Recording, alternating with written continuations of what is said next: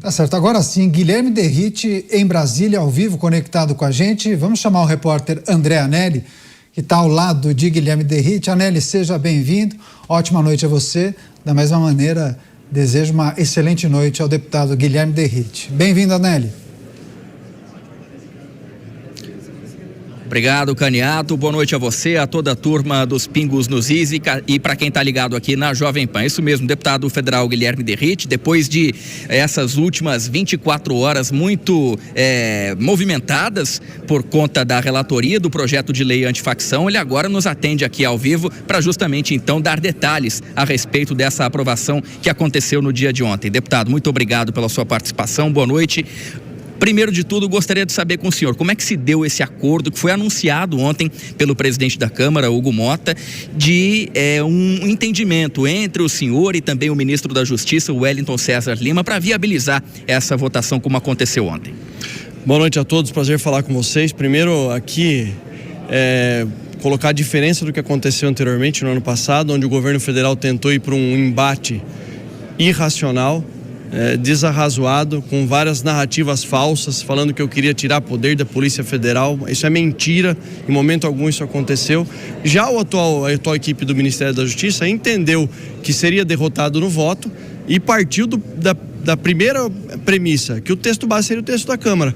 Dentro dessa premissa, não aproveitando o texto que veio do Senado Federal, que reduziu as penas, que voltou o direito dos presos a votarem, que voltou o direito do preso até auxílio reclusão, nós excluímos qualquer possibilidade nesse sentido. Então, a atual equipe do Ministério da Justiça entendeu que nós teríamos voto para derrotar e partiu desse pressuposto. O restante foram ajustes redacionais. Claro que o Ministério fez alguns pedidos, eu disse que não ia acatar e não acatei. 99% do texto aprovado na Câmara foi mantido, com pequenos ajustes redacionais, e nós conseguimos, na data de ontem, aprovar mais uma vez e entregar para a população brasileira, agora em definitivo, a legislação mais robusta no combate ao crime organizado, com vários tipos penais elencados dentro do artigo 2º dessa legislação. É o que eu falo, trazer a realidade para o mundo jurídico. Vamos pegar o exemplo aí de domínio territorial, que acontece muito no Rio de Janeiro e em outras regiões do nosso país, explosão de caixa eletrônico, o novo cangaço,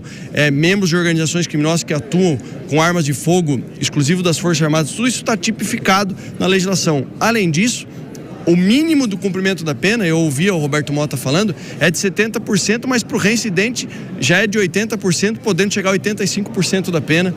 E detalhe, se for líder de organização criminosa, direto no sistema penal federal, sem direito ao auxílio reclusão, preso, mesmo que provisório, não terá mais direito ao voto no nosso país. Agora vamos ver qual vai ser a postura do governo federal, se vai vetar algum trecho ou não. Então, como eles sabiam que iam perder, eles falaram que o texto foi bom para ambas as partes. É uma maneira que eles encontraram de falar que eles não foram derrotados novamente.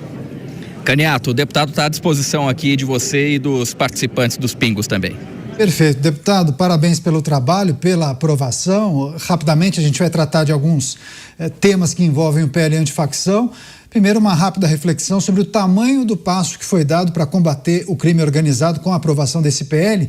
E a segunda pergunta, tratamos aqui há pouco, a derrubada do aumento da taxação das bets e o não repasse disso para a segurança pública. Isso pode ser considerado um revés? Quais as alternativas para buscar recursos, deputado? Essa foi uma parte que eu não fiquei contente, porque foi a principal parte, talvez a única que eu aproveitei do texto do Senado Federal, porque é uma nova fonte de receita, uma nova forma de financiamento da segurança pública. Já visto que esses 15% da taxação das bets seriam destinados exclusivamente para a segurança pública, mas aí a alegação de alguns líderes partidários é que é uma matéria que não foi tratada anteriormente na Câmara e estava sendo incorporada com o texto que vinha do Senado. De toda forma, o mal não é de todo ruim, porque o destaque que foi feito não foi para rejeitar essa parte do texto, foi para tratar ele como um projeto em separado. Já considerando que ele está aprovado na Câmara, ele pode tramitar, no Senado, ele pode tramitar na Câmara dos Deputados. De toda forma, até pela experiência como secretário de Segurança Pública em São Paulo, durante 3 anos com os demais secretários de Estado, nós debatemos a necessidade urgente que o Brasil tem de criar novas fontes de receita para o combate ao crime organizado, para a segurança pública do nosso país. Se vai ser através de BET, se vai ser através de outra forma, a gente não sabe. O que acontece é que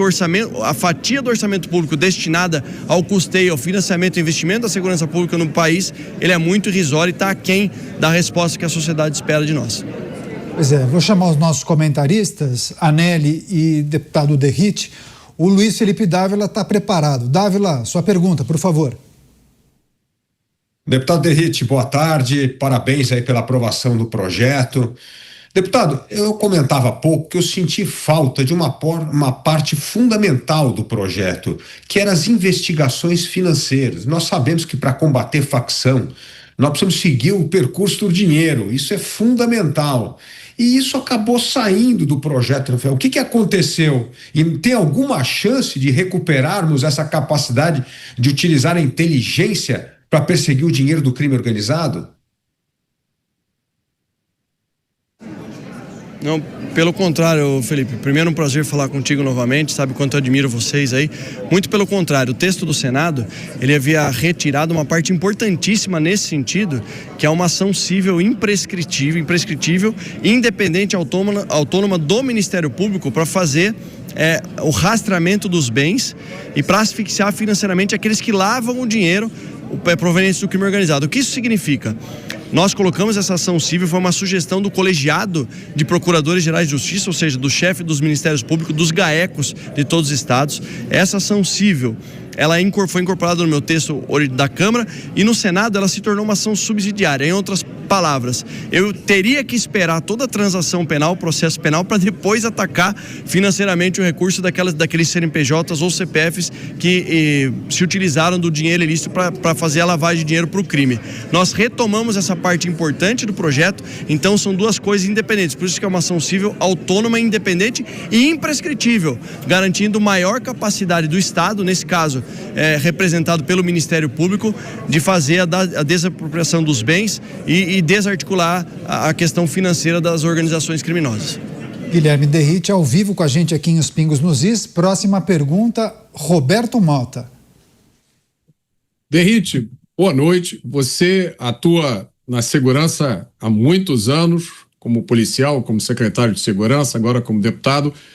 Você acredita que nós estamos assistindo ao começo da mudança do sistema de justiça criminal no Brasil? Bom, Mota, excelente pergunta. Acredito que sim, e hoje eu respondi durante uma entrevista a seguinte pergunta: o que mais precisa ser feito para melhorar a vida do cidadão em termos de segurança pública? Eu falei, aplicar as mesmas regras extremamente rígidas dentro do PL antifacção para combater o crime organizado, em especial a questão do mínimo de cumprimento de pena em regime fechado, sem esse absurdo da progressão de regime, para qualquer crime, para os crimes comuns, por exemplo. Então, a partir do momento que o Estado demonstrar a força, falar que o indivíduo que for condenado a 10 anos de prisão vai ficar 9 anos e meio preso, acabar com esses regimes de cumprimento de pena que são verdadeiros absurdos, e eu acompanhei o seu comentário, regime fechado, regime semiaberto e o pior de todos eles, que é o regime aberto de cumprimento de pena, que na verdade não tem cumprimento de pena nenhuma. Quando nós atacarmos essa questão e aplicarmos as mesmas regras rígidas que estão incorporadas nessa lei autônoma do PL antifacção, no marco legal do combate ao crime organizado, para todos os crimes, aí sim vai ter um reflexo extremamente positivo e uma virada de chave na segurança pública no Brasil. Só lembrando, eu quero trazer um dado importante para vocês. O sistema carcerário no estado de São Paulo tem cerca de 205 mil, salvo engano, estava nesse número aí de detentos, sendo que cerca de 170 mil em regime fechado, 35 mil regime semiaberto. Agora, impressionante é o número de criminosos que cumprem pena, entre aspas, no regime aberto, porque não cumprem pena nenhuma. Já chegamos a ter, Mota, 350 mil criminosos andando livres, leves e soltos pelas ruas de São Paulo. E o que eles fazem? Eu garanto para vocês que eles não estão trabalhando. A maioria deles comete novos delitos, por isso que a gente tem que acabar com esse regime de cumprimento de pena que favorece a reincidência criminal e a impunidade. Entrevista especial, Guilherme Derrite conversando ao vivo com a gente aqui em Os Pingos nos Is. Mais uma pergunta do Bruno Musa. Guilherme Derrite, prazer falar contigo, meus parabéns. E eu comentei exatamente agora isso que você mencionou. O governo sai falando que ganhou, quando no fundo todos nós sabemos que ele perdeu e feio, porque para ele bandido bom é bandido solto. A minha pergunta é diretamente o seguinte: um dos pontos que eu mais comemoro disso que você defendeu é a descentralização das ações nas mãos do governo federal, e sim dando mais poder aos estados, o início de uma descentralização. Eu estou correto nisso? Como na prática os estados terão maiores protagonismos e retirando o poder da mão centralizadora do governo federal? É uma excelente pergunta, porque nós promovemos no nosso texto, além de um estímulo positivo, um espiral positivo para que os estados continuem fazendo as suas grandes investigações, os recursos provenientes de investigações da lavagem de dinheiro das polícias estaduais, se a operação for da polícia estadual, fica no estado como incentivo para que os trabalhos continuem e os recursos sejam aplicados àquela polícia. Se o trabalho for conjunto, Polícia Federal com a Polícia Civil do Estado do Paraná, 50% para cada uma das instituições. E mais do que isso, o governo federal, na origem do PL antifacção, que era um texto muito ruim, horrível, para falar a verdade, ele falava da possibilidade da criação do banco de dados de faccionados. Eu troquei a palavra possibilidade para obrigatoriedade e obriguei os estados, que isso não tinha previsão legal, a criarem os bancos estaduais. Porque quem conhece mais do Comando Vermelho é a Polícia Civil, Polícia Militar do Rio de Janeiro. Quem conhece melhor o PCC é a Polícia Civil, Centro de Inteligência da Polícia Civil, da Polícia Militar do Estado de São Paulo. Os estados criando seus bancos de dados e promovendo a interoperabilidade, aí o trabalho da União, do governo federal, é um trabalho que deve acontecer de coordenação, mas não de centralização. Então, nesse sentido, eu creio que a gente deixou o solo fértil para que essa integração, essa interação, essa coordenação aconteça. Agora, isso depende de liderança política de quem está à frente e de vontade política também. Pois é, deputado, me permita mais uma questão, mas saindo da aprovação do PL antifacção, o senhor esteve na Papudinha no dia de hoje, foi inclusive visitar o ex-presidente Jair Bolsonaro com Flávio Bolsonaro, senador, enfim, essas informações foram divulgadas. Queria que o senhor compartilhasse com a nossa audiência como está o ex-presidente e nesse encontro. Vocês acertaram detalhes das candidaturas, o que se sabe sobre a estratégia do Partido Liberal, também do Partido Progressista. O senhor sairá mesmo como candidato ao Senado Federal? Isso ficou acertado, sacramentado? Primeiro quero externar para vocês que foi muito triste ver o presidente vivendo nessa condição, a maior injustiça que eu vi na minha vida, um presidente honesto, um presidente que fez um grande trabalho pelo nosso país, pagando um preço altíssimo, uma injustiça e um processo absurdo. Enfim, fora isso, me preocupa a questão de saúde do presidente Bolsonaro, por isso que nós assinamos vários requerimentos aqui para que ele possa cumprir de maneira domiciliar essa sentença que eu mencionei. E fora essa questão, foi falado, claro, sobre política. O senador Flávio Bolsonaro estava também, eu estava, na verdade, não sabia que o senador Flávio estaria junto lá, até perguntei se queria que eu saísse, para que eles tivessem um momento ali mais de particular, de pai e filho, enfim, mas eu acabei acompanhando integralmente essa encontro, e foi falado sobre vários pontos, sobre alguns estados, e eu fiquei muito feliz quando o presidente Bolsonaro, assim como o senador Flávio Bolsonaro, sacramentaram o meu nome como o pré-candidato já definido ao Senado Federal pelo estado de São Paulo. Então existe aí uma dúvida entre vários bons nomes para compor essa chapa do Senado. Eu acho que São Paulo tem perfeitas condições de fazer 2 senadores da direita, se nós não errarmos e atuarmos em conjunto. Mas lembrando que eu deixei muito à vontade o presidente Bolsonaro, o senador Flávio, que o projeto mais importante do nosso país é a pré-candidatura do senador Flávio Bolsonaro à presidência da República. Eu vou trabalhar muito para isso, quero ajudar muito, contribuir nas sugestões sobre segurança pública, nos debates. Então, saindo de lá, o próprio Flávio Bolsonaro levou esse recado e anunciou publicamente essa oficialização de uma das vagas com o meu nome, e agora vamos trabalhar. O nome que o presidente Bolsonaro definir como segundo nome é o nome que vai estar com a gente na chapa para a reeleição do governador Tarcísio de Freitas e principalmente para a eleição do senador Flávio Bolsonaro, para a gente se livrar do PT de uma vez por todas.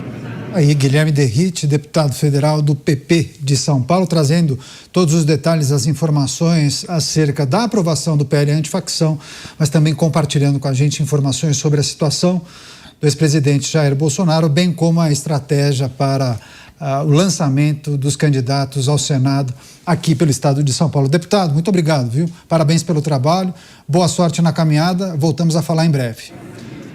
Anélia, obrigado pelo trabalho aí, a gente volta a conversar, bom trabalho para você.